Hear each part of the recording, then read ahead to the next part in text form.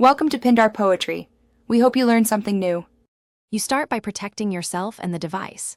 Put on gloves and eye protection. Place the device face up on a soft mat. Once done, power it off and remove any case or tray so edges are exposed.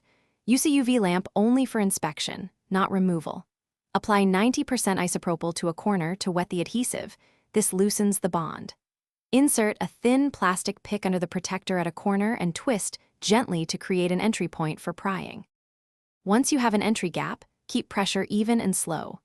Insert a plastic pick and slide it along the edge while lifting slightly. This distributes stress and prevents sudden cracks.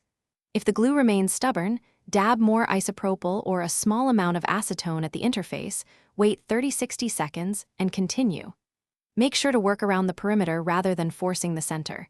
Gradual progress prevents shattering. Keep fingers away from potential chip points and swap picks as needed.